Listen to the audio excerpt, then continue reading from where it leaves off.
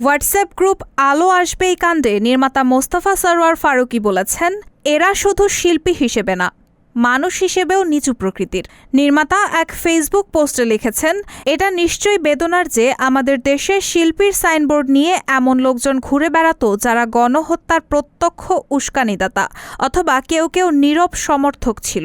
এরা শুধু শিল্পী হিসেবে না, মানুষ হিসেবেও নিচু প্রকৃতির।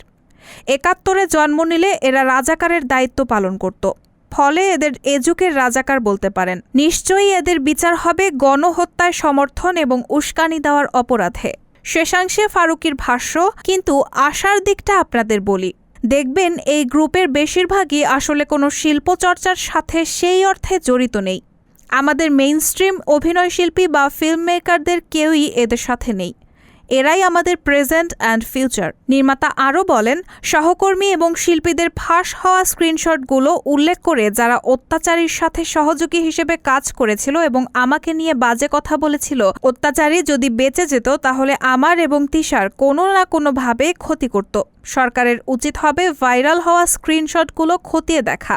১৪৬টি স্ক্রিনশট পাওয়া যায়।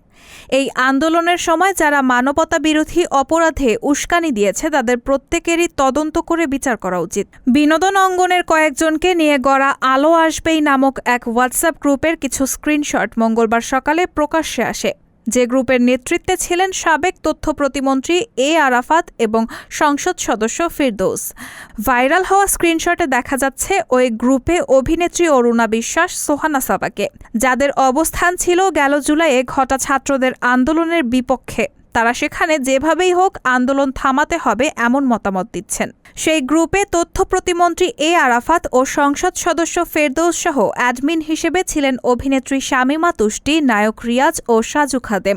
তবে প্রকাশিত স্ক্রিনশটে সক্রিয় ছিলেন অভিনেত্রী সুইটি, সোহানা সাবা, অরুণা বিশ্বাস সহ কয়েকজন। রায়হানা মুন, সবার কথা।